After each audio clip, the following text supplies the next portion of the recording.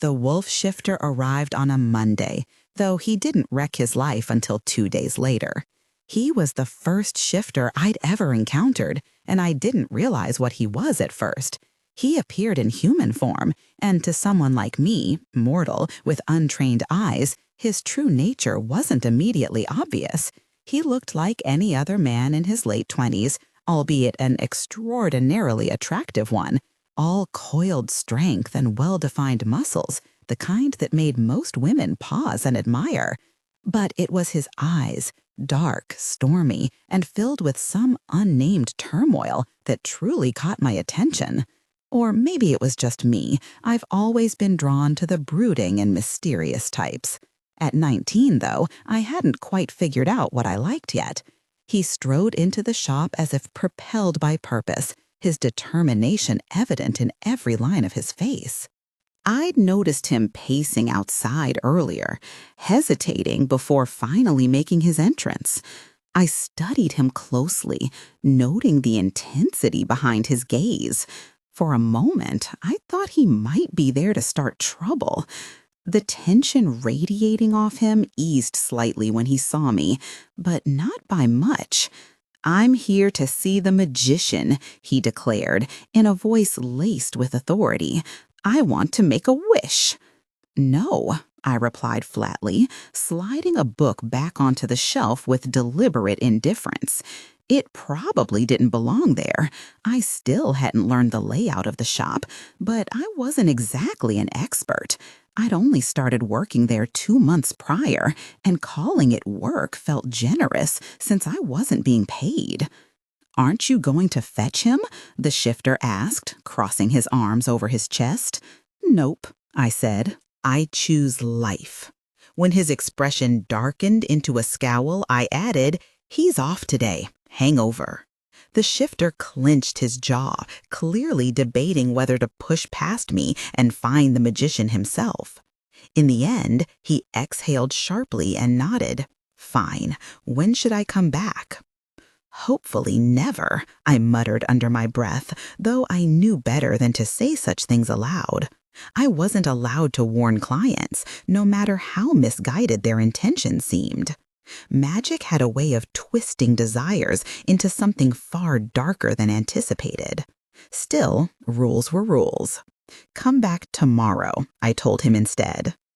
Caleb, for that was his name, didn't return the next day. He showed up the day after, looking sheepish as he stepped inside. Perhaps he'd confided in someone about his plan to make a wish, and they'd cautioned him against it.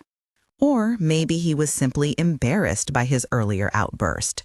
Either way, I greeted him with a frown and led him to the back room where Adrian sat constructing a precarious house of cards. It was absurd, really, given the gravity of the situation, but Adrian didn't care about appearances or opinions, not even a little. "Client," I announced, ushering Caleb in. Adrian ignored us both, carefully balancing an ace of hearts atop his fragile creation. Running the shop wasn't technically my job, but someone had to keep things from falling apart, literally and figuratively.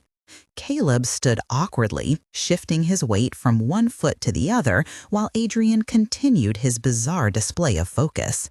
Finally, without looking up, Adrian spoke. "What do you want?" Caleb cleared his throat. "I'm here to make a wish." Adrian paused mid-motion, his fingers hovering above the card tower. Slowly, he turned to face Caleb, his expression unreadable. "A wish, huh? Do you know what that entails?" "Yes," Caleb replied firmly, though his knuckles whitened as he clenched his fists at his sides. Adrian raised an eyebrow. "Most people don't. They think magic is some fairy tale solution to all their problems.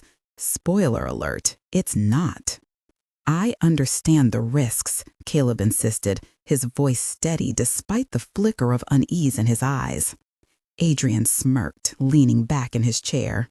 "Good, because once you make a wish, there's no undoing it. No refunds, no takebacks. You live with the consequences, whatever they may be." Caleb nodded. I'm ready. Adrian studied him for a long moment before gesturing toward the table. Sit. Let's hear it. As Caleb took a seat, I lingered near the doorway, torn between curiosity and caution. This was dangerous territory, and I knew it. Wishes rarely turned out the way people hoped, but Caleb seemed resolute, his jaw set and his shoulders squared. Whatever he wanted, he was willing to pay the price. "What's your wish?" Adrian asked, resting his elbows on the table. Caleb hesitated, glancing at me briefly before meeting Adrian's gaze. "I wish to claim my alpha's mate." The room fell silent. Even Adrian, who thrived on chaos, looked momentarily taken aback. "Bold move," he said finally, tapping his fingers against the wood. "Do you have any idea what that means? Claiming another alpha's mate isn't just risky, it's practically suicidal." "I don't care," Caleb replied, his tone unwavering. "She belongs with me, not him. I'll do whatever it takes." Adrian leaned back, folding his arms across his chest. "Love makes fools of us all, doesn't it? Fine, your wish is granted." He snapped his fingers, and the air crackled with energy. "But remember, kid, you made this choice. Don't blame me when everything goes sideways." Caleb stood, his expression a mix of relief and apprehension. Without another word, he left the room, leaving me alone with Adrian. "You let him do that?" I asked, incredulous. Adrian shrugged. "It's not my place to stop them. Besides, it's entertaining watching mortals play with fire." I shook my head, already dreading the fallout. Magic always came with a price, and Caleb was about to learn that lesson the hard way. Felt ashamed nonetheless. He was already here 2 days ago. I eyeing my boss and caretaker critically once again. I wondered why my father had asked Adrian to take care of me in the event of his death, a death which had occurred only 3 months ago. I had no knowledge of Adrian's existence before then, and still knew nothing about what tied him to my father, to the point where he thought leaving me in his care would be a good idea, especially when one knew what the man did for a living. "I'll be with you in a second," Adrian said, picking up another card with utmost concentration. He was such an odd character. From the way he looked, always disheveled, as if he'd just gotten out of bed, to his unsociable and reclusive manners. Yet nothing was as odd as his job. Magician. I learned who granted people wishes, any wish, from raising a cat from the dead to making one become president. Adrian's powers were practically unlimited when it came to granting wishes, an ability given to him long ago by a demon who in return requested that the wisher pay a hefty price for Adrian's services. No price, no wish. "What is it you desire?" Adrian asked, flicking a finger at his construction, which toppled to the ground. "To become alpha of your pack." Caleb blinked at him in surprise, making Adrian smirk. "Don't act so surprised. Becoming the alpha is usually what any shifter wants." Sounds like a hassle to me, but what do I know? I wasn't sure what being an alpha meant exactly, but I was quite certain it couldn't be as much of a hassle as being a magician who ruined people's lives for a living. "Well, it's not what I want," Caleb replied with a frown. "Oh," Adrian shrugged. "Then what would you like me to do for you?" The shifter briefly hesitated, but squared his shoulders in resolve. "My brother just took a mate," he explained with a displeased expression. "I would like you to break the bond." Caleb was part of an impressively large pack. It was far from the biggest or the most powerful in the country, but it had influence nonetheless. However, it hadn't always been so. It took years for his pack to make a name for itself and establish its position in the shifter community. When Caleb was young, they had been small and insignificant, vulnerable to other wolves, and dependent on other packs for survival. Caleb's mother had suffered the consequences of this weakness. They had been attacked by rogues, while Caleb's father had been away from the den, left alone to protect her children. Kara had perished at the hands of rogue wolves in front of Caleb and his older brother's eyes. This tragedy had only strengthened the two brothers' strong will to help their father rebuild their pack. This is why Caleb didn't understand how his brother, their future alpha, on whom the entire pack's survival rested, could have chosen such a weak, insignificant Omega wolf for his mate. Or rather, he did understand. Rowan was a strong-willed wolf with all the qualities to lead, but he was kind and too magnanimous for his own good. He was always trying to see the best in others, even when they didn't deserve it. Caleb admired Rowan deeply, but he also feared that his brother's softness would jeopardize everything they had worked so hard to achieve over the years. Rowan's decision to bond with an Omega named Linden was baffling to Caleb. Linden was gentle, yes, but also fragile, both physically and emotionally. In a world where strength was everything, how could Rowan think bonding with someone like Linden was wise? "You must understand," Caleb began. "Rowan," his voice calm, though tinged with frustration, "Linden isn't weak. He's different, and that's not a bad thing. We need balance in our pack, not just brute force." Balance. Caleb scoffed, rolling his eyes, as if balance mattered more than power. Rowan sighed, rubbing the bridge of his nose. "Sometimes I wonder if you've forgotten what it means to truly lead. Leadership isn't about domination, Caleb. It's about unity. About bringing out the best in everyone, including those who are different from us." Caleb clenched his fists, resisting the urge to snap back. He hated it when Rowan spoke to him like he was some misguided pup, instead of the capable beta he was supposed to be. "Fine," he muttered. "Turning away from his brother if you say so, but don't come crying to me when your precious balance gets half our pack killed."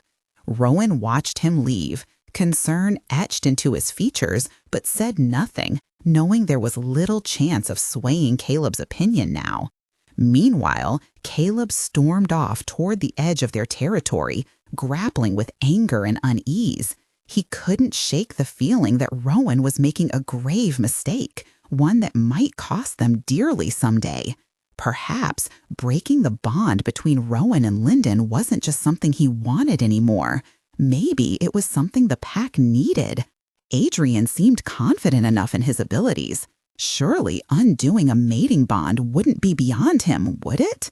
Caleb shook his head, dismissing the thought for now, focusing instead on patrolling the borders, determined to keep distractions at bay until he could figure out what to do next. Hours passed and night fell, casting long shadows across the forest floor as Caleb made his way back toward the heart of the pack's territory. He found himself pausing near the clearing where Rowan and Linden often spent time together, watching them from afar. Guilt prickled at him as he saw the way Rowan smiled softly at Linden, the affection in his gaze undeniable. It was clear Rowan cared deeply for the Omega, perhaps more than Caleb had initially realized. But still, caring wasn't enough, not in their world, where danger lurked around every corner and enemies waited for any sign of weakness. Finally, tearing his eyes away, Caleb turned and headed home, resolving to speak with Adrian sooner rather than later. Whether Rowan liked it or not, the pack's future was at stake, and Caleb refused to let sentiment get in the way. Of doing what was necessary the next morning, Caleb approached Adrian, who sat cross-legged on the floor, surrounded by scattered cards and objects that gleamed faintly under the dim light of the room. Adrian raised an eyebrow, clearly sensing Caleb's urgency. Without needing words, "Interesting," he murmured, leaning back slightly. "Tell me more about this bond you want broken." Caleb hesitated for a moment, unsure how much detail to divulge, ultimately deciding honesty was his best course of action. Rowan bonded with an omega named Linden, he explained bluntly. The omega is frail, both physically and mentally, and entirely unsuitable for the role of an alpha's mate in our hierarchy. Adrian tilted his head, studying Caleb with sharp, calculating eyes. Fascinating, he drawled after a pause. And what makes you believe breaking this bond is the right course of action? Because it's dangerous, Caleb snapped, irritation flaring up within him. Rowan is going to be alpha someday, and having Linden as his mate puts the entire pack at risk. Adrian didn't respond immediately, instead reaching for one of the cards in front of him, flipping it over absently as if lost in thought. Eventually he spoke, his tone measured and deliberate. Bonds like these are not easily undone, Caleb. They are forged on multiple levels, physical, emotional, spiritual. Severing one without addressing the others can cause significant damage to both parties involved, damage that may very well ripple through your pack in ways you cannot predict, Caleb. Caleb frowned, biting back a retort. He hadn't considered the potential fallout beyond simply removing Linden from the equation, but he wasn't about to let Adrian deter him. There has to be a way, he insisted. Stubbornly, Adrian regarded him silently for a moment before nodding slowly. Very well, he conceded. But understand this, breaking such a bond will require a price from you as well. Caleb stiffened, taken aback by the sudden shift in conversation. A price? What kind of price? Adrian's lips curled into a faint smirk. The specifics will depend on the nature of the bond itself, but rest assured, it won't come cheaply. Few things worth doing ever do. Caleb swallowed hard, weighing the implications of Adrian's words against his determination to protect the pack. Finally, he nodded curtly. Name it, whatever it takes. Adrian inclined his head, acknowledging the unspoken agreement between them. Good, he said, rising to his feet. Gather what information you can about the bond itself. The stronger the connection, the greater the cost. Caleb opened his mouth to ask another question, but Adrian cut him off with a dismissive wave. We'll discuss further details later. For now, go prepare yourself. This won't be a simple task. Caleb left the room feeling a mixture of dread and resolve, settling heavily in his chest as he walked. He couldn't shake the nagging sensation that he was stepping onto a path with no clear end, one that might change everything irreparably. But for the sake of the pack, he told himself, it was a risk worth taking. Days turned into weeks as Caleb gathered the necessary information, observing Rowan and Linden closely. Though it pained him to intrude on their private moments, he noted the subtle ways their bond manifested in shared glances, lingering touches, and an almost palpable aura of harmony that surrounded them. It was infuriating to witness, yet undeniably powerful evidence of how deeply intertwined their lives had become during this time. Caleb also wrestled with his own emotions, guilt warring with duty, loyalty clashing with ambition. The weight of what he intended to do pressed down on him harder each day until he felt as though he carried the entire pack's future on his shoulders alone. Finally, armed with the observations Adrian had requested, Caleb returned to the magician's quarters, finding Adrian lounging in a chair, seemingly engrossed in a deck of ornate cards spread across the table in front of him. "Ah," Caleb greeted without looking up, placing one final card down with a satisfied flourish. "I assume you're here with the information I asked for." "Yes," Caleb replied tersely, pulling out a folded piece of paper and sliding it across the table. Adrian unfolded it, scanning the contents quickly, his expression unreadable as always intriguing, he murmured, tapping a finger against the paper repeatedly. So the bond is indeed robust, stronger than most I've encountered recently, which means the price will reflect that accordingly. Caleb crossed his arms, bracing himself for the worst. Tell me what it is. Adrian leaned forward, resting his elbows on the table, his gaze piercing as he locked eyes with Caleb. The price for breaking this bond will be your memories of Rowan, he stated flatly. Caleb blinked, stunned by the unexpected demand. My memories? What do you mean exactly? Everything, Adrian clarified calmly. Every memory you have of Rowan, from childhood to present, will vanish, erased completely, as though he never existed in your life. Caleb stared at him incredulously, unable to process the enormity of what was being asked of him. No, he blurted out, shaking his head. Vehemently, that's impossible. Rowan is my brother, my family. I can't just erase him. Adrian shrugged, indifferent to Caleb's distress. As I said, the price reflects the strength of the bond you wish to sever. Memories are a fundamental part of any connection. Erasing yours ensures the bond's dissolution without causing undue harm to either party. Caleb sank into the nearest chair, overwhelmed by the implications.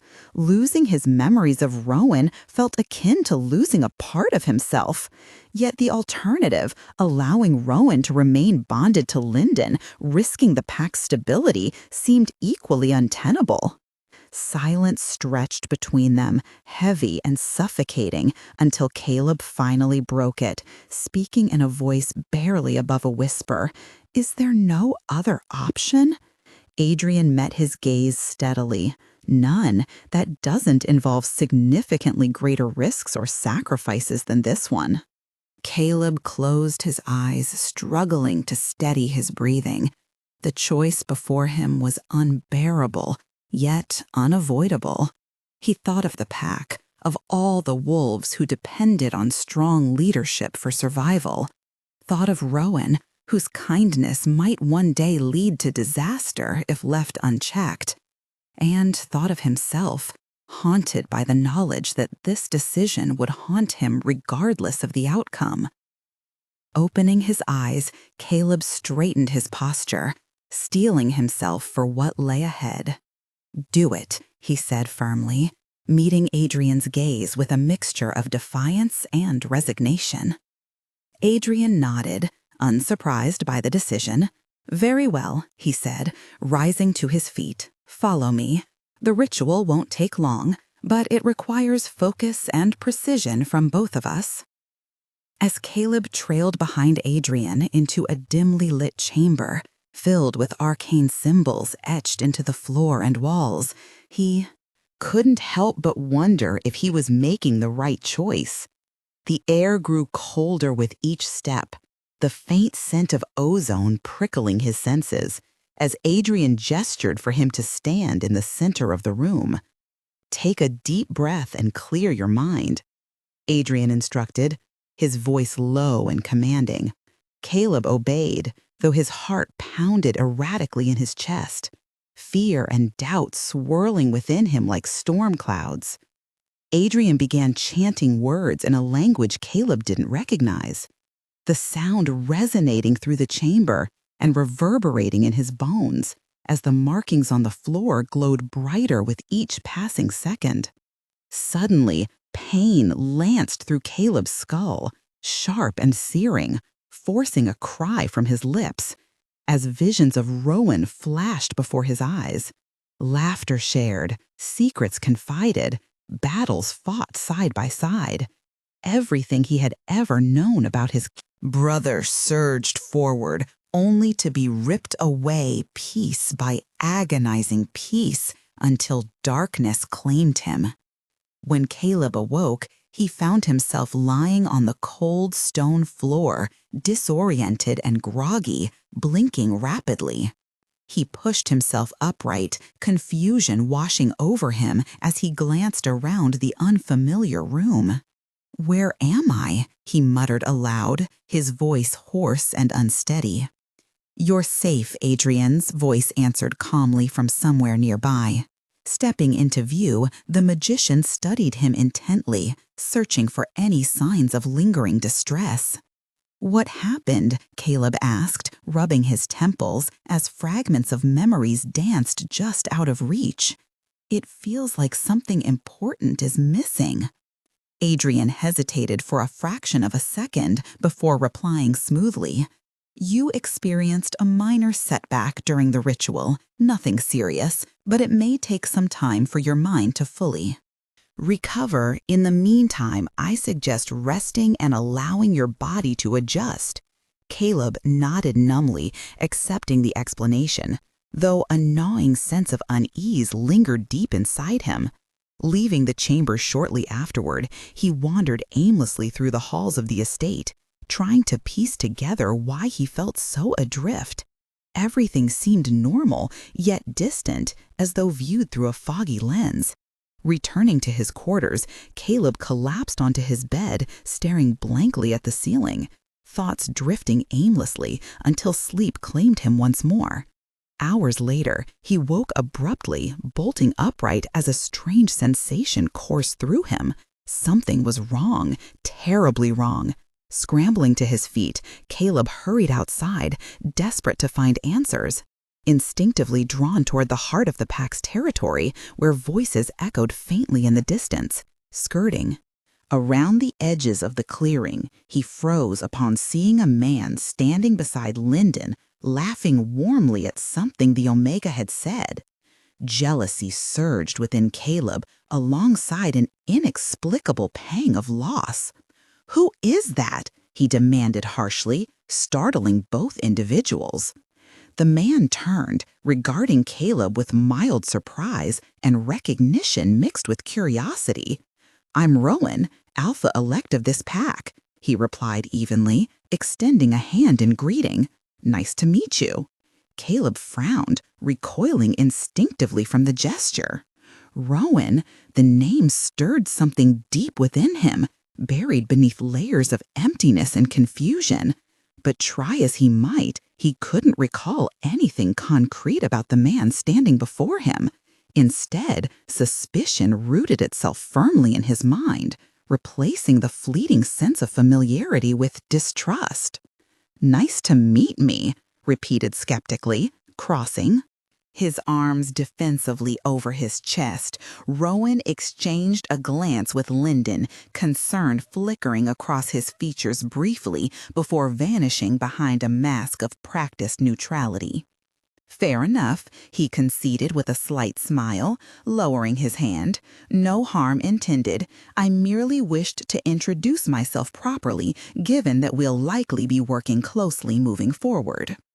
Caleb bristled at the implication, resentment bubbling to the surface. "Working closely? Why should I trust you or your judgment when you've already proven yourself reckless by choosing someone like Lyndon as your mate?" Rowan's expression hardened momentarily before softening again, patience evident in his tone. "Choices aren't reckless, Caleb. They're deliberate and calculated, based on factors you may not fully grasp yet. Perhaps," he suggested gently, giving each other a chance to understand. "Differing perspectives might prove beneficial," Caleb snorted derisively, skepticism coloring his response. "Understanding differing perspectives doesn't change the fact that your decisions impact the entire pack, not just yourself." Rowan sighed, pinching the bridge of his nose. "We'll have to agree to disagree for now, then," he said diplomatically, before turning his attention back to Lyndon. "Shall we continue our discussion elsewhere, uninterrupted?" Recognizing the dismissal, Caleb stalked off, frustration simmering beneath the surface.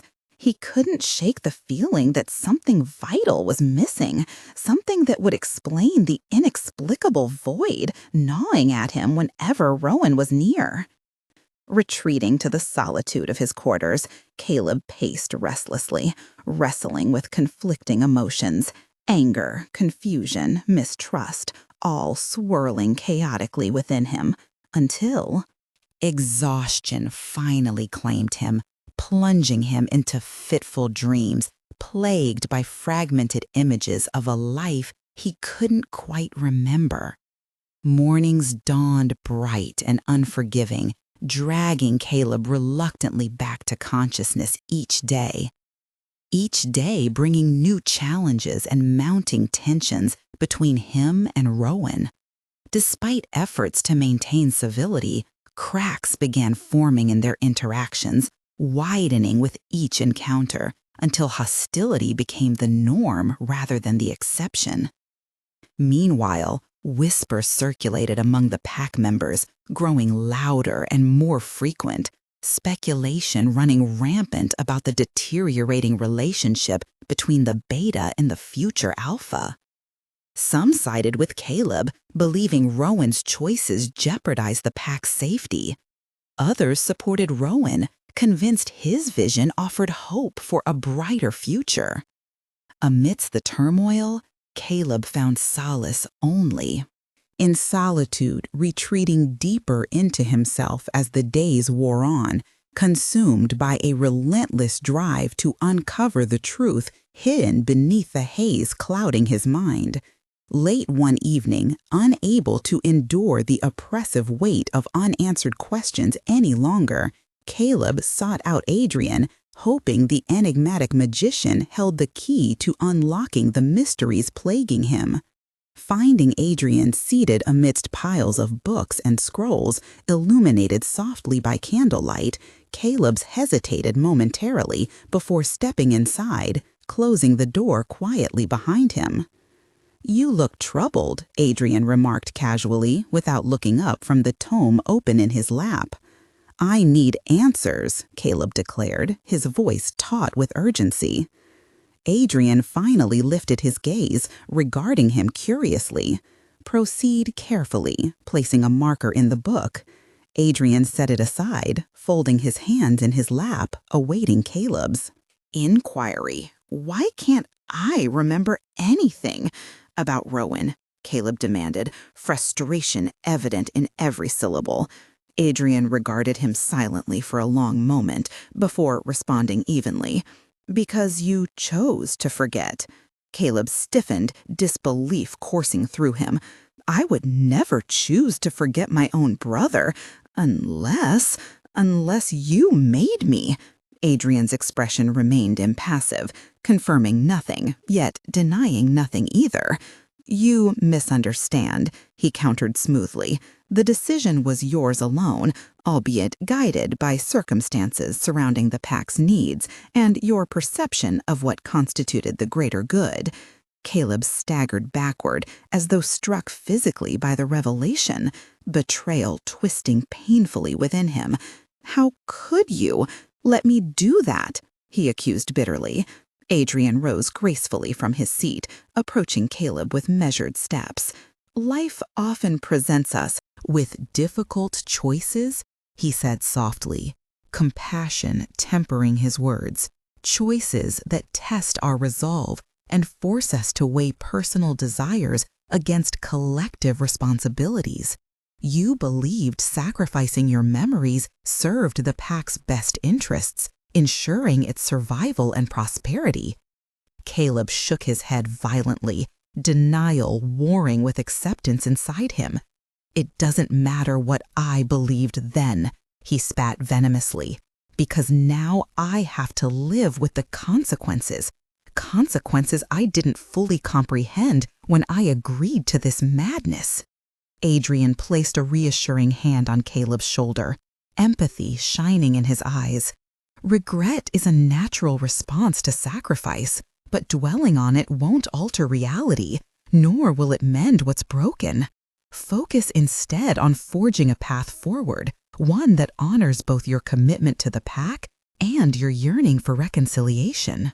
Caleb shrugged off Adrian's touch, turning away to hide the raw emotion threatening to overwhelm him. "Easier said than done," he muttered under his breath. Adrian sighed knowingly, withdrawing a step back. "Indeed it is. he acknowledged solemnly. But remember, even the most fractured bonds can be mended with time, patience, and genuine effort. Perhaps it's time you extended an olive branch to Rowan, started anew, building bridges rather than walls.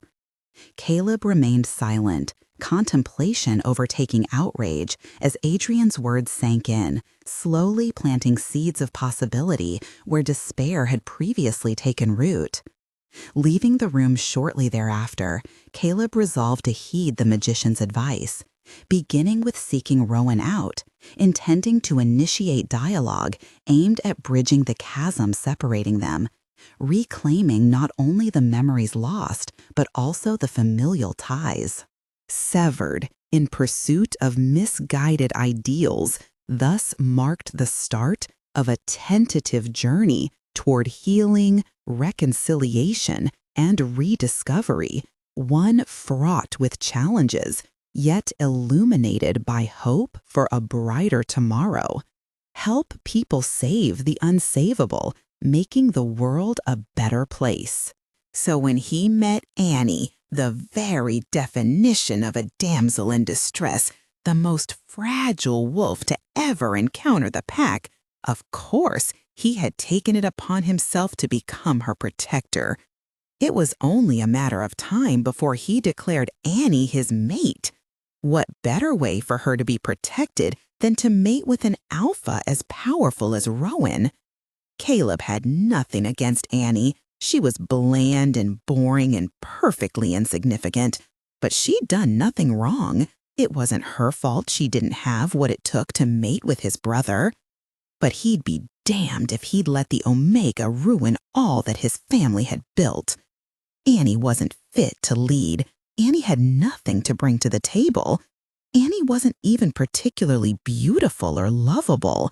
Annie had to go. So, you want me to break your brother's bond to his mate? Adrian resumed after Caleb finished telling us his life story.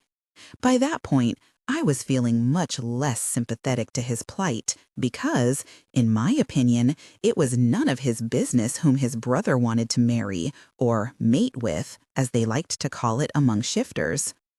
I didn't believe it was Caleb's place to choose who his brother loved, but I also knew it was none of my business to comment on what Caleb chose to wish for, so I kept quiet. Yes, Caleb said firmly, I want him to forget about Annie and find someone better suited for the job. He continued, looking more and more resolute as time passed. Honestly, what a selfish prick. Can you make that happen? He asked, looking somewhat intrigued. Of course, Adrian replied, giving him a hardened look. But it will cost you. I frowned in annoyance. Why did he have to agree to such a selfish, obtuse wish? How much do you want? Caleb asked. It's not money I want, Adrian clarified. I'll grant your wish, and in exchange, I'll take what matters most to you. I shivered, just as I always did when Adrian explained what a wish would cost. What mattered most to a person? And in Caleb's case, what mattered most to a wolf shifter looking to protect his brother and his pack? I guess that would be my Lamborghini, Caleb said with a displeased frown, making me roll my eyes. A car? That was his big thing? Really? But I'm happy to give it up for Rowan's sake, he added. Adrian sank into a chair, sending our guest a bored look. I guess I could use a new car, he said with a shrug. Though keep in mind, what matters most to people is rarely what they'd expect. I can't guarantee I'll be taking your car for payment. I'll be taking what matters most to you. It's definitely the car, Caleb insisted with a smirk. If you say so, Adrian shrugged. I'll let you think about it for a minute. I think my assistant wants a word. He turned to me, who indeed needed a word, or more accurately, to yell at him for agreeing to grant this stupid shifter's wish. Don't do it, I implored once we were alone in the adjacent room. It's a selfish wish. He's going to ruin this couple's chance at happiness. I don't make the rules, Adrian reminded me, sounding unconcerned. But this isn't right, I argued. Annie might not be perfect, but she loves Rowan. You can't just erase that because Caleb thinks he knows better. Adrian sighed, pinching the bridge of his nose. Look, I get it. You're the moral compass here, and I appreciate that. But wishes aren't about right or wrong. They're about consequences. If Caleb wants to pay the price, then that's his choice. My job is to make sure he understands what he's giving up. And does he? I shot back. Does he really understand what matters most means? Because I doubt it. Adrian gave me a long, measured look. That's why I'm letting him think about it. Trust me, by the time I'm done explaining, he'll know exactly what he's risking. Back in the main room, Caleb sat tapping his fingers on the armrest of his chair, clearly impatient. When Adrian returned, he fixed Caleb with a piercing stare.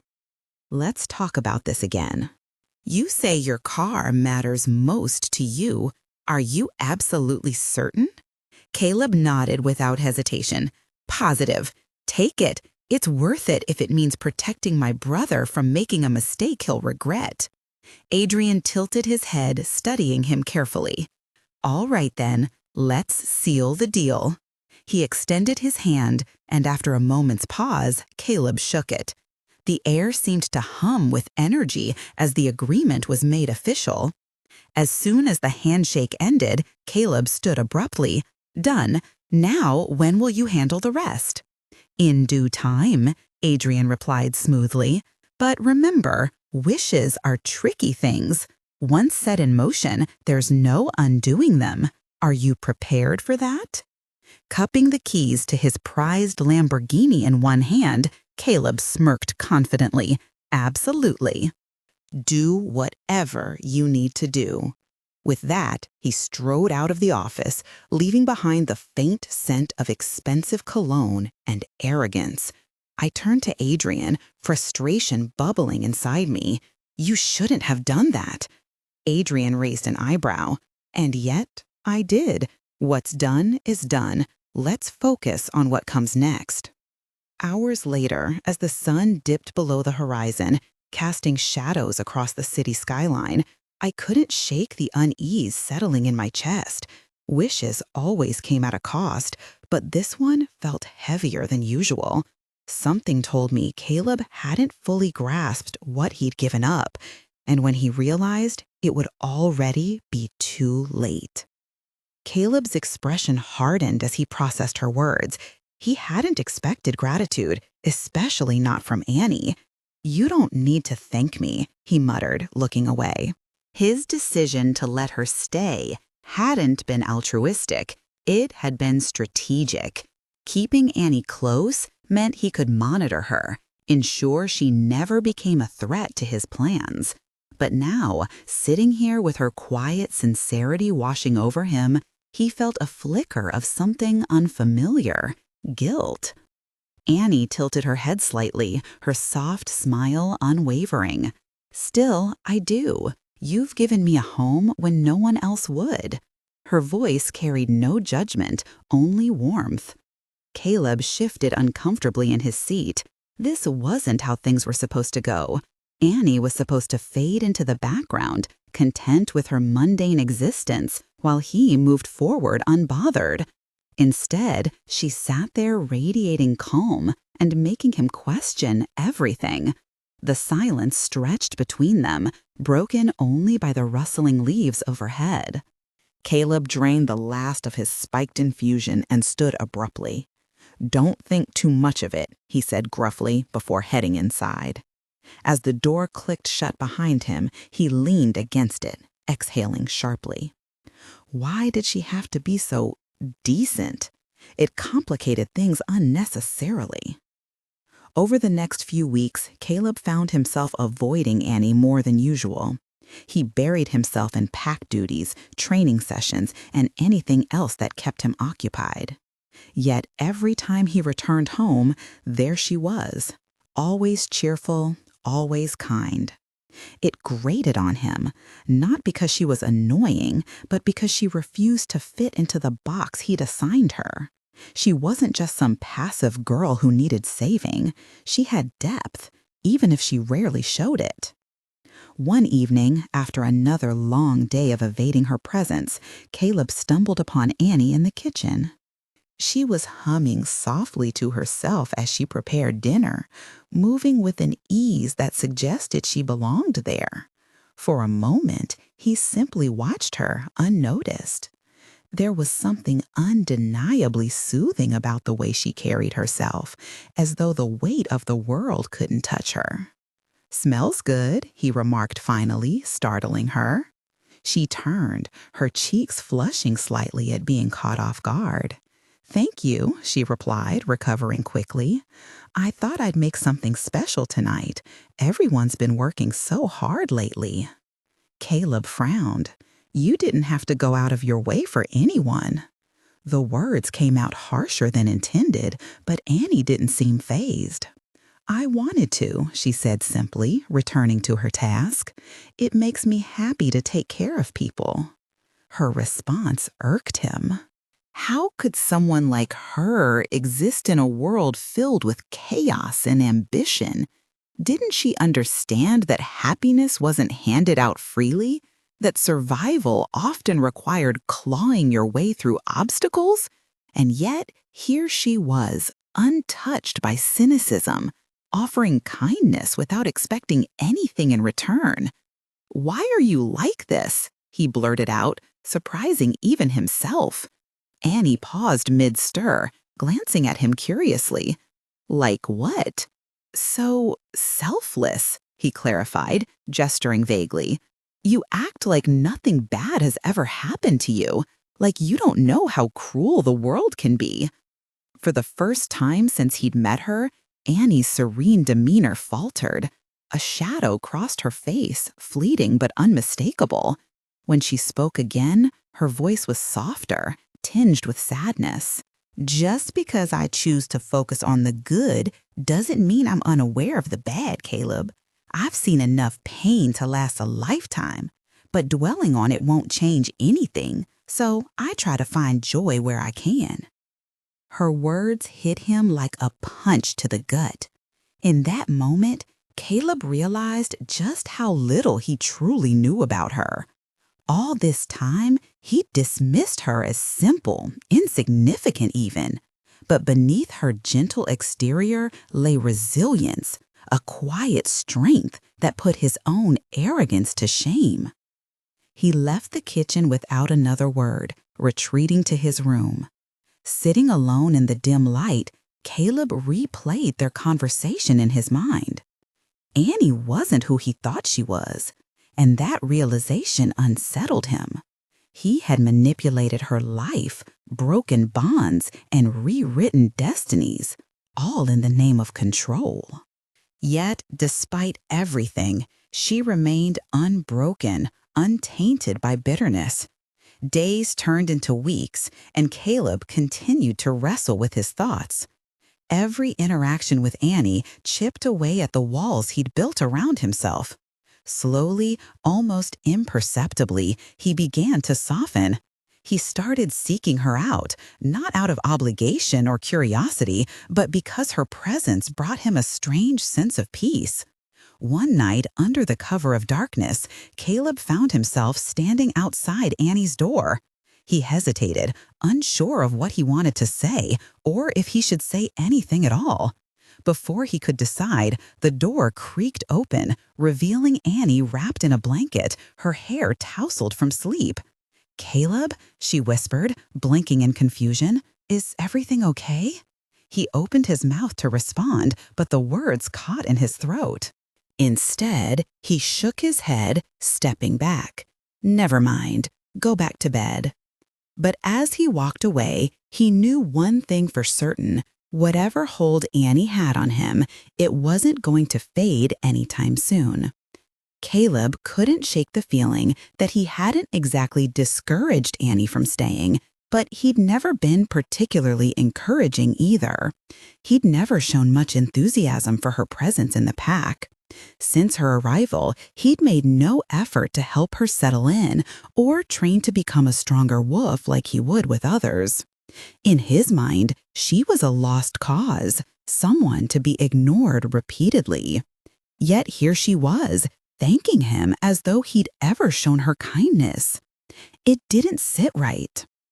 "I know I'm not very strong," Annie said, her smile tinged with sadness. "So I'm grateful you've given me a chance, Caleb." "Thank you. Why are you telling me this now?" he asked, genuinely curious. Annie turned away. "Because your brother has arranged for me to be mated. He's from another pack, so I'll be leaving soon." Her voice was bright, but it didn't match the expression on her face. Caleb agreed to act as Annie's chaperone during the courting period, even though the match had already been decided.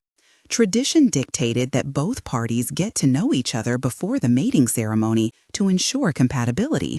Given their different packs, custom required Annie to have a member of her own pack accompany her for protection.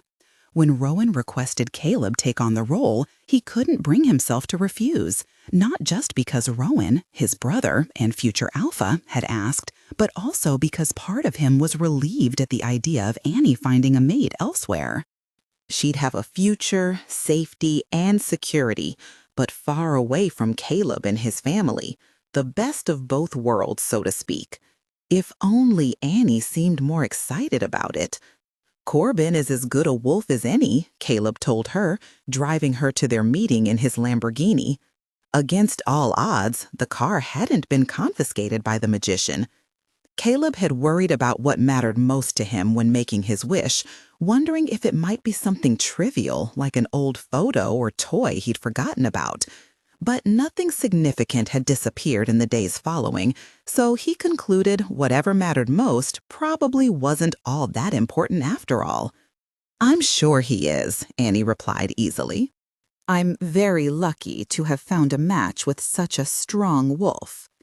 The words sounded rehearsed, almost mechanical, which was unusual for Annie, since sincerity was practically her defining trait. "Give him a chance," Caleb encouraged, guilt pricking at him once again.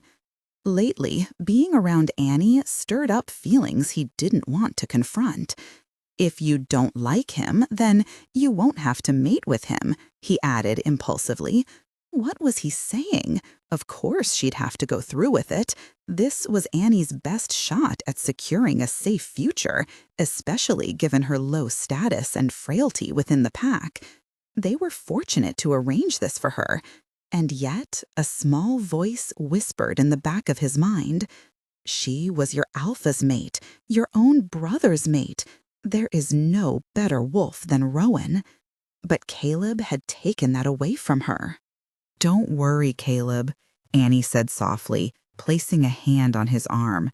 She misinterpreted his unease, mistaking it for concern over her happiness.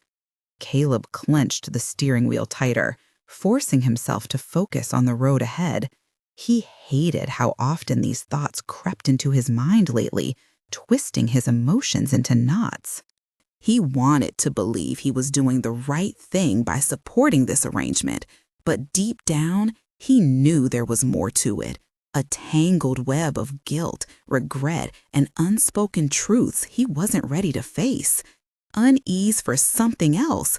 "I'll make Corbin like me. I won't let you down." The unease Caleb feels only grows further. To be honest, Corbin says after Annie has left them alone to discuss pack politics, "I'm not very difficult. I just want a nice mate who can cook and bear my children.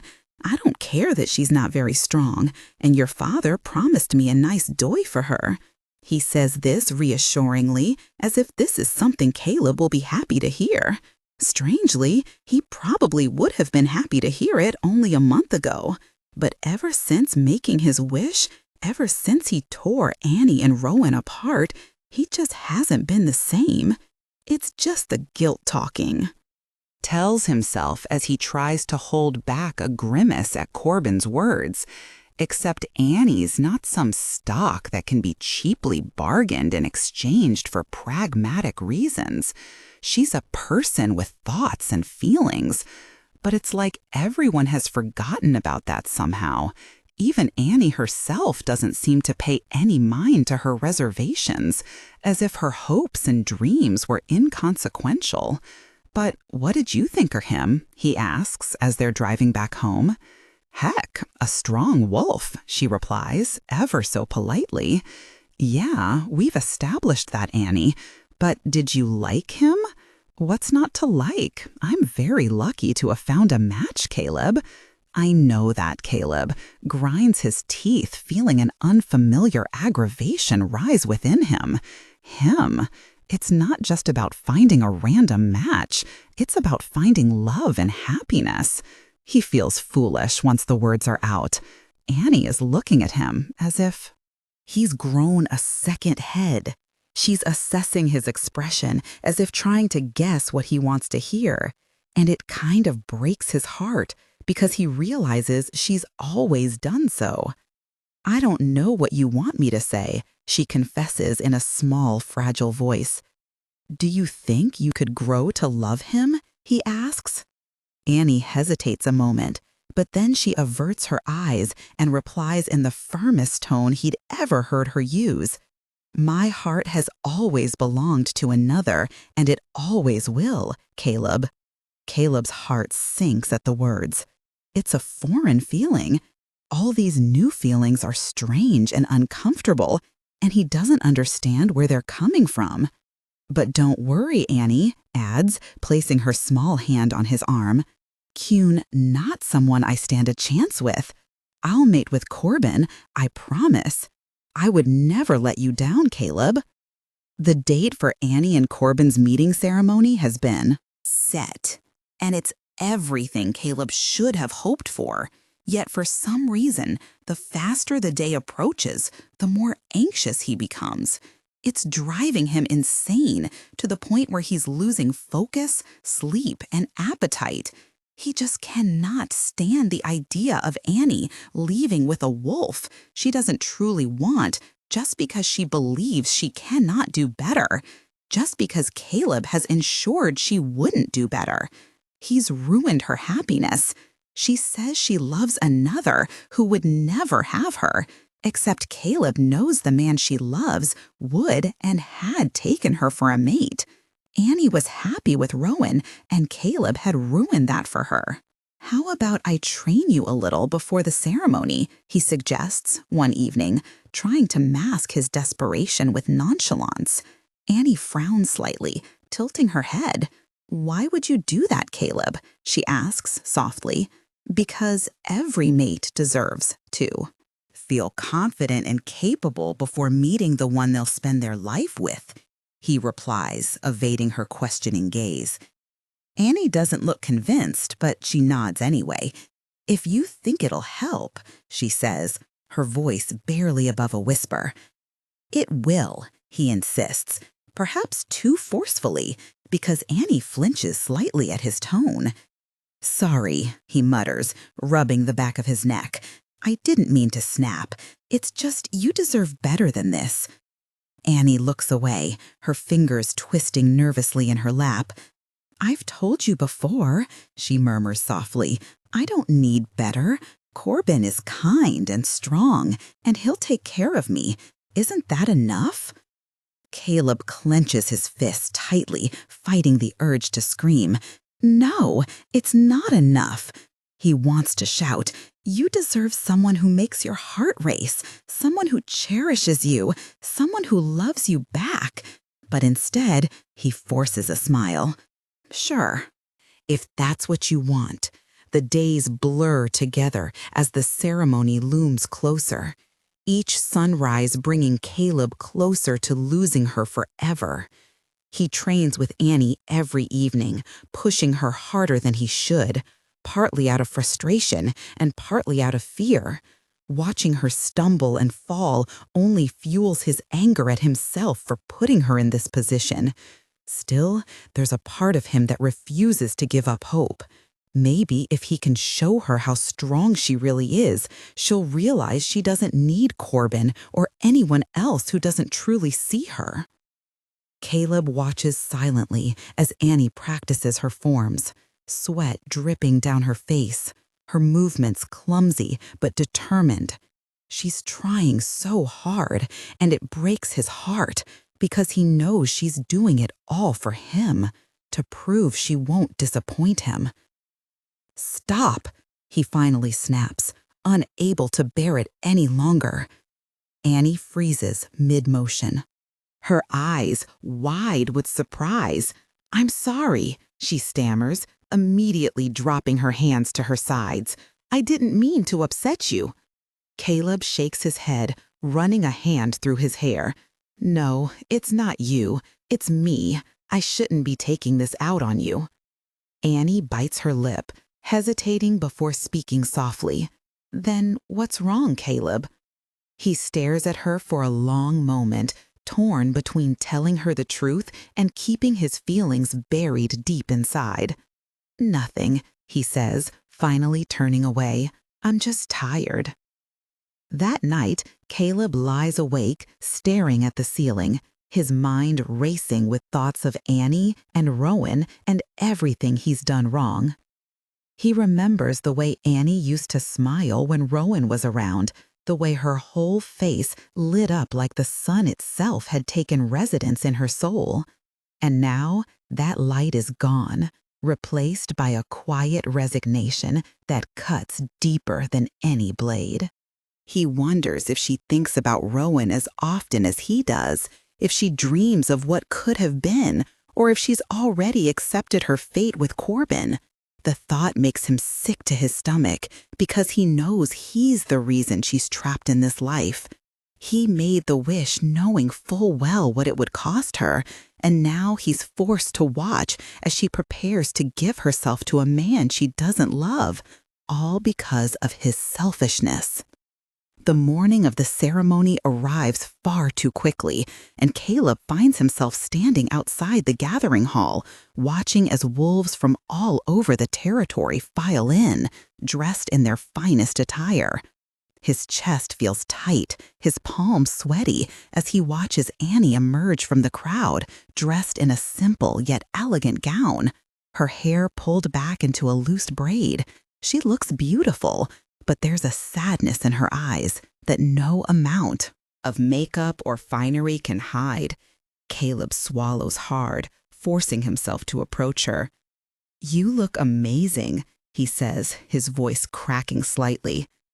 Annie offers him a small smile. "Thank you, Caleb. You've done so much for me. I couldn't have gotten through this without you." He flinches at her words, guilt washing over him like a tidal wave. If only she knew the truth about what he'd done. If only she knew how much he regrets tearing her and Rowan apart. "I'm glad I could help," he manages weakly, his throat tightening as he fights back tears. "Please don't cry," Annie whispers, reaching out to touch his arm lightly. "You're going to ruin your makeup," she teases gently, but her own eyes glisten with unshed tears. Caleb forces a laugh, wiping at his eyes with the back of his hand. "Right, wouldn't want that."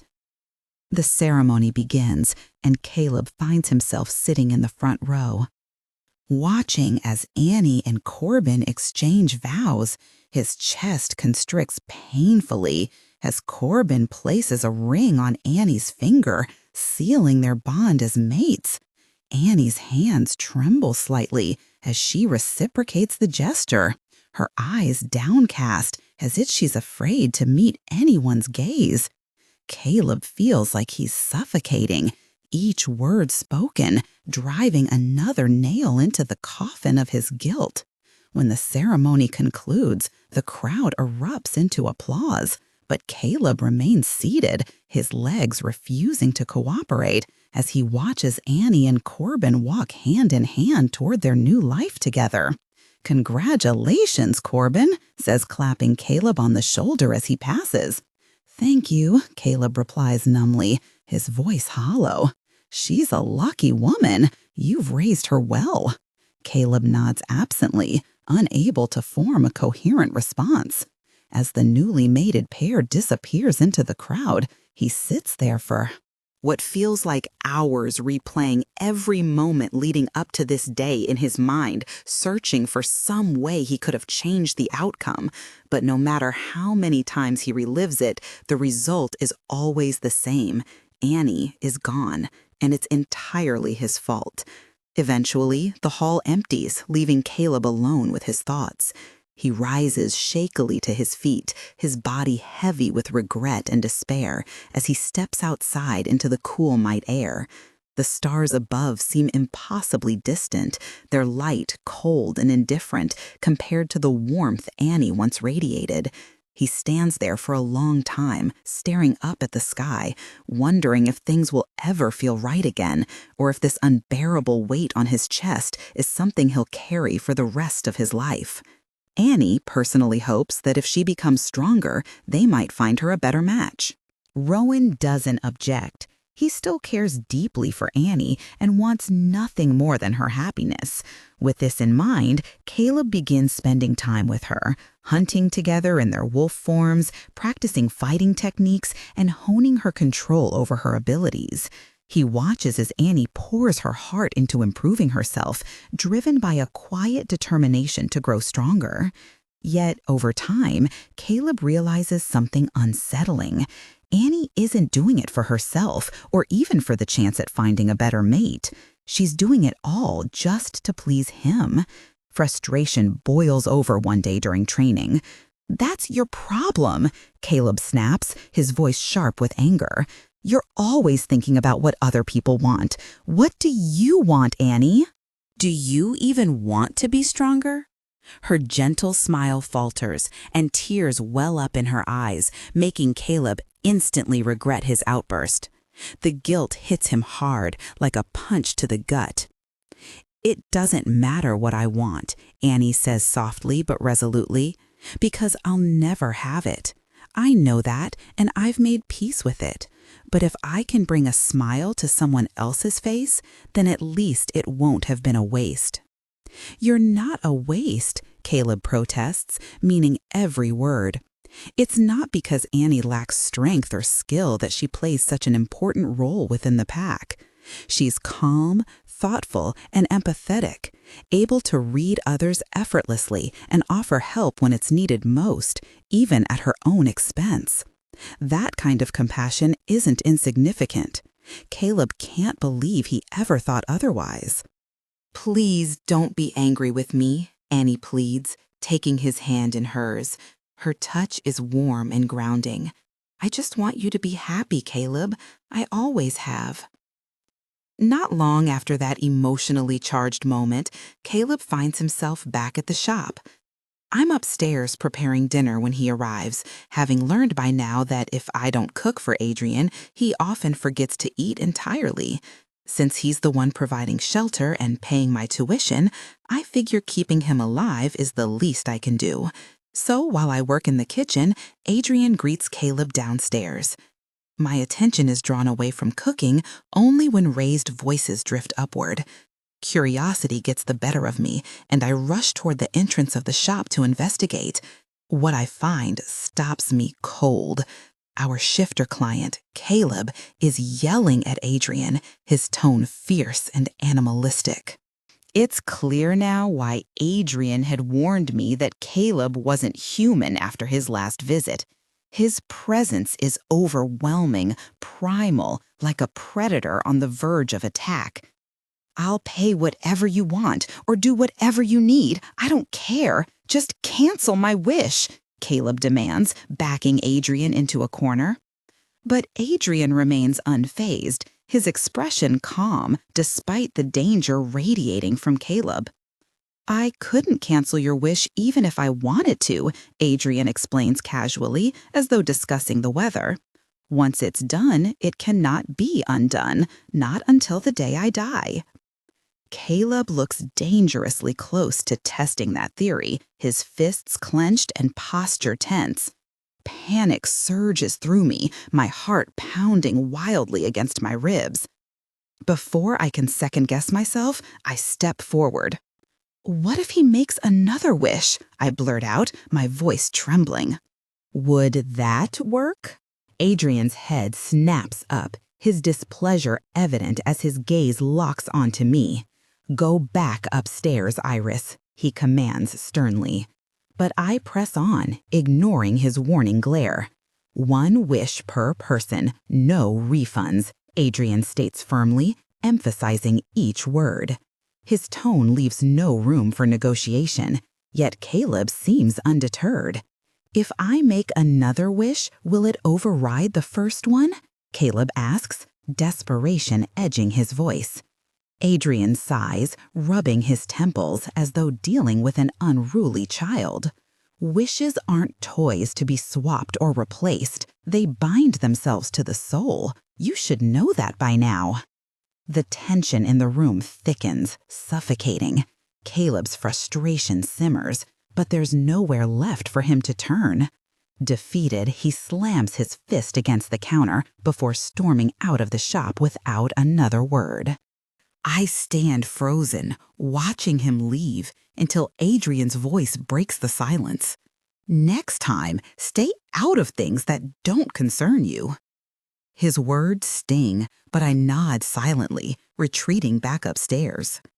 As I return to the kitchen, my thoughts linger on Caleb, on the raw emotion etched across his face, and the weight of the burden he carries.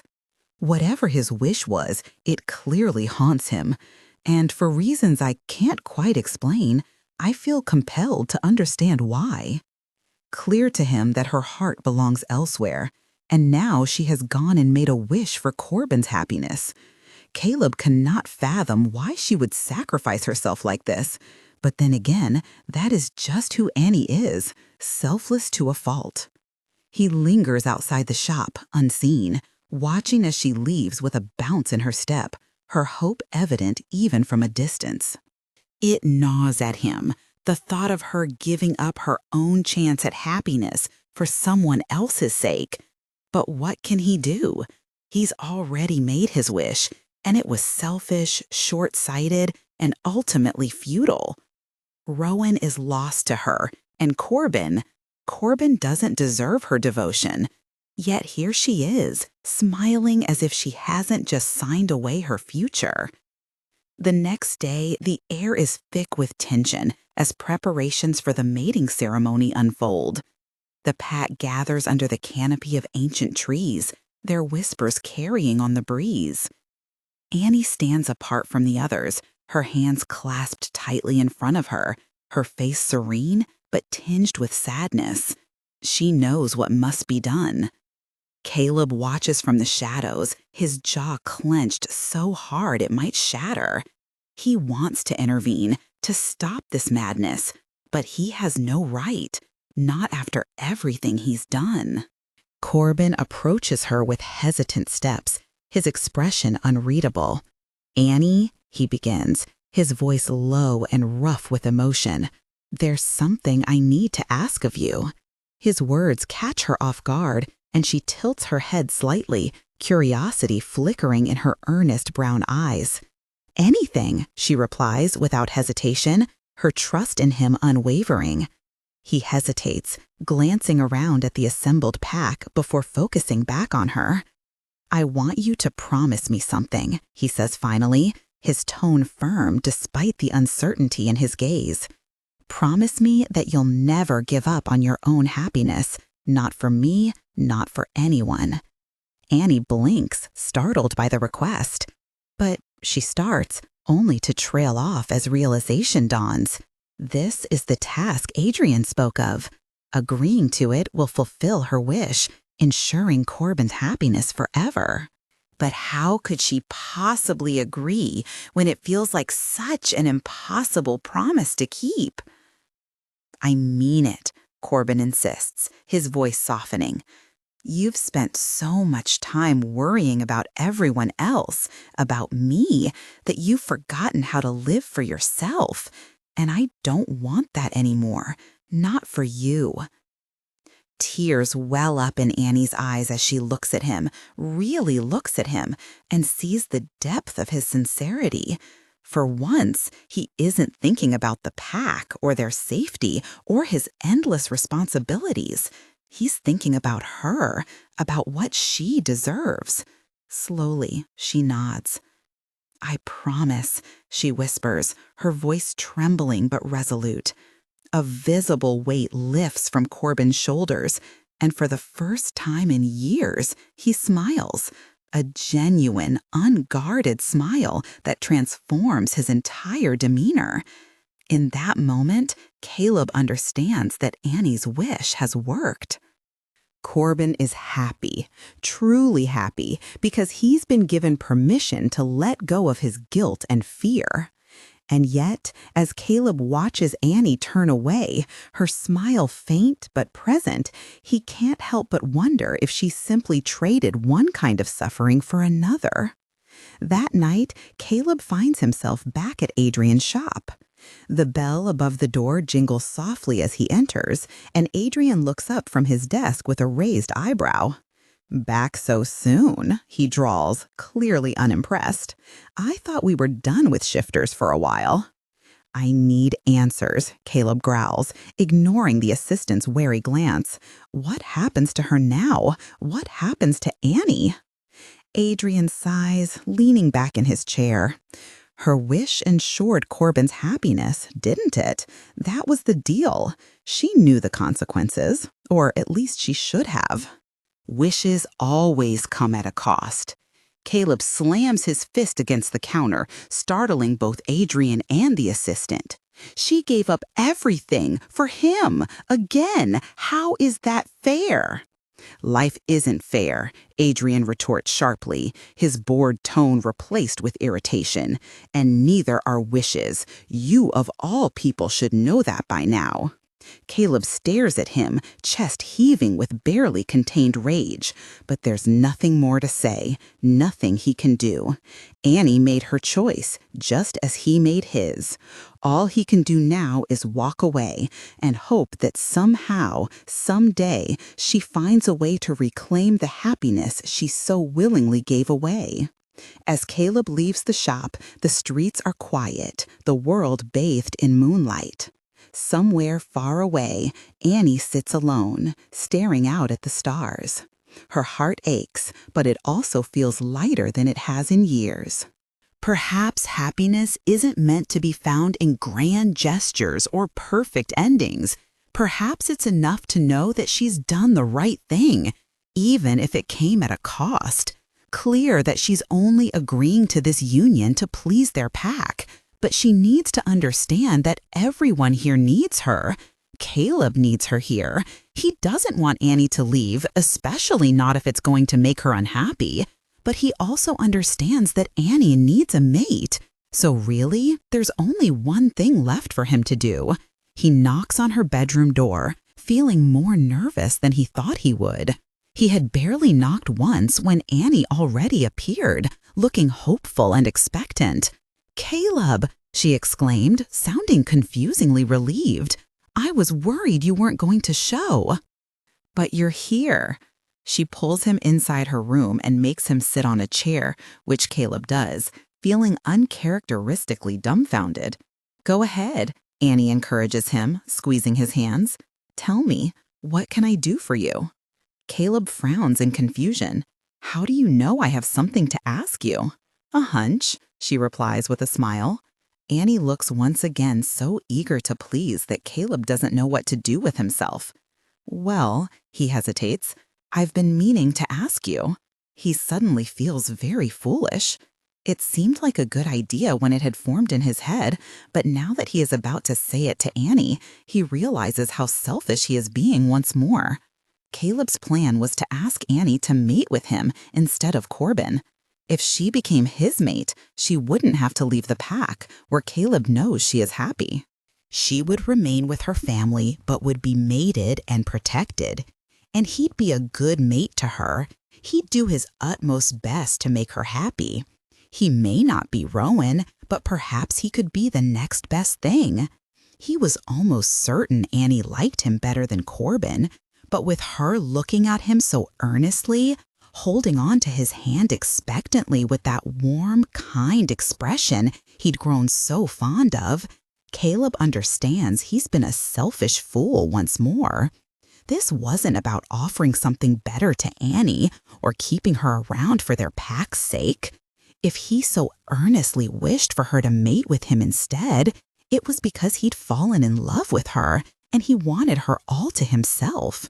Instead of trying to reunite her with Rowan, the mate Annie deserved, the man she claimed she'd always love, he'd come to her room wanting to claim her. He felt sick to his stomach, but was determined to fix things. He would make Annie happy, even if it meant giving her up. "Annie," he begins, bringing her hand to his lips, "you once said to me there was someone you would always love, that you'd prefer to be mated with." Annie searches his gaze, looking confused. "Yes, but, well, I came here tonight to tell you that this person does, in fact, love you, and he would love nothing more than to have you for his mate. And if you let me, I promise you, Annie." Annie throws her arms around his shoulders, burying her face into his neck. "You love me?" she asks, her voice full of hope and tears. "You really love me, Caleb?" Caleb interrupts himself, confused. "What?" he asks, disbelieving. Annie immediately recoils, looking terrified. "I thought you just said the person I loved felt." Her words trail off as panic floods her features. Caleb stares at her, equally bewildered. For a moment, neither speaks. The air between them grows heavy with uncertainty. "Wait," Caleb says finally, his voice softer now. "Who did you think I was talking about?" Annie hesitates, her cheeks flushing red. I thought you were saying Rowan still loves me, that he wants me back." Caleb feels as though the ground has shifted beneath him. "Rowan? You still think about him?" "Not like that," Annie insists, quickly, shaking her head. "I mean, yes, I cared about him deeply, but that was years ago. Things change, Caleb. People change." Caleb swallows hard, unsure whether to feel relief or guilt. "Then why did you look so shocked when I said what I did?" "Because," Annie whispers, her eyes meeting his, "I didn't realize until this moment that maybe I've been waiting for someone else entirely." The silence stretches again, thick with unspoken emotions. Caleb feels his heart pounding in his chest. He hadn't expected this turn of events, not by a long shot. Slowly, carefully, he reaches out to take her hand again. "Annie," he starts, his voice trembling slightly, "if you're willing to consider staying with me, you should know exactly what you'd be getting into. I'm not perfect. I don't have Rowan's charm or Corbin's status. All I have is my loyalty to you. My promise to protect you, to care for you, to spend every day making sure you never regret choosing me." Tears well up in Annie's eyes, but they aren't tears of sadness. They shine with something brighter, something hopeful. "Caleb," she murmurs, "you think I haven't seen how much you've done for me already? How much you've given up just to keep me safe? Do you really believe I could ever doubt your devotion?" He opens his mouth to respond, but no words come out. Instead, Annie leans forward, closing the distance between them. Her lips brush against his tentatively, hesitantly, but then she presses closer, her hands resting lightly on his shoulders. Caleb freezes for half a second before instinct takes over. He wraps his arms around her waist, pulling her nearer, deepening the kiss. When they finally pull apart, both are breathless. Annie rests her forehead against his, her smile radiant despite the tears streaming down her face. "So," she says softly, "does this mean we're doing this together?" Caleb chuckles, brushing a strand of hair from her cheek. "If you'll have me." She laughs through her tears, nodding vigorously. Always. And just like that, everything falls into place. The weight that had been pressing down on Caleb for weeks lifts, replaced by a warmth he hadn't known he was missing.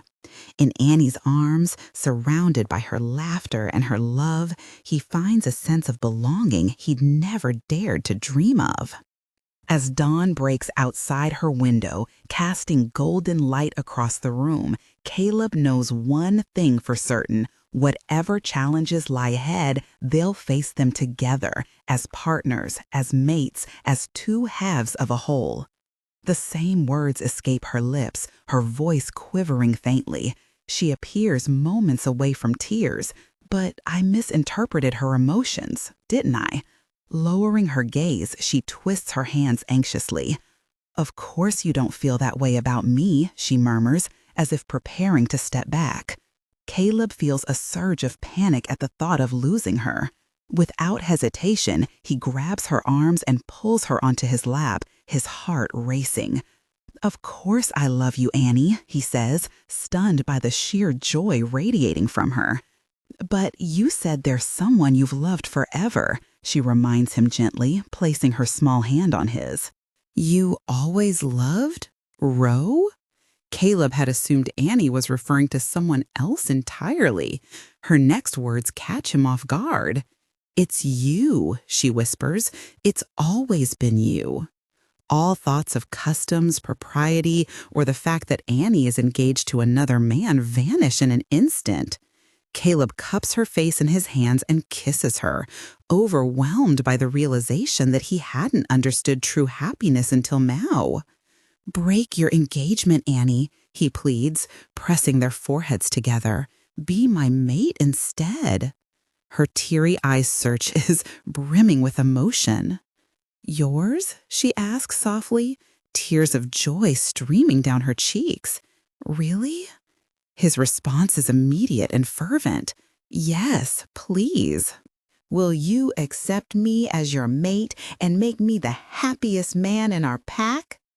Annie's eyes widen in surprise before a slow, hopeful smile spreads across her face. "Yes," she replies, her voice steady despite her tears. "Of course I will." Back at the shop, Adrian stares at the dinner plate with an expression of pure disgust. "What is this supposed to be?" he demands. Ignoring his theatrics, I nervously ask, "Do you think Annie got her wish by now?" Adrian smirks, bringing his fork to his nose to sniff the dish. "Undoubtedly," he replies, wrinkling his nose. "I think it's burnt." He sets the fork down dramatically. "Poor Annie. I doubt I'll get much sleep tonight." Sighing, I mutter under my breath, "Why did my father leave me with a maniac who ruins people's lives? It makes no sense." Even Adrian's own rules seem nonsensical. Did anything he ever told me about his work hold any truth? He claimed wishes couldn't come free of charge, yet he granted hers without asking for anything in return. "Why did you agree to grant her wish for nothing?" I press, frowning. "Because I didn't grant her anything," Adrian replies with a shrug. "She got what she wanted, magic-free." Confused, I process his words, feeling only a sliver of relief knowing Annie turned out fine. "Well, Caleb will be glad things ended well for her," I say aloud, pondering the situation. "I guess maybe you didn't ruin anyone's life today. Good on you." "Not quite," Adrian counters, heading back to the stove to prepare some pasta. "Though you're right, I still took the thing he loved most." My brow furrows. "Don't you think he'll miss it?" Adrian pauses, sighing at my perplexed expression. "Not really. If anything, it was holding him back. What I took was his fear, his paralyzing dread of losing the people he loved. He clung to it like it was his most prized possession. So, naturally, it became the price for his wish." His revelation takes a full minute to sink in. "His fear?"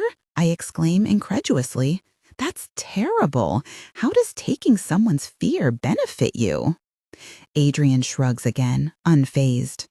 Fear can weigh heavily on a person. Sometimes letting go of it sets them free.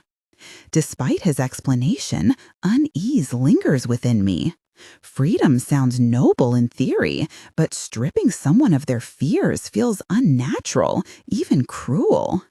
Still, I remain silent, watching as Adrian stirs the pasta, lost in thought. Sure, please provide the full 3,000 character text that you'd like rewritten. I'll process it and display only the revised version as requested.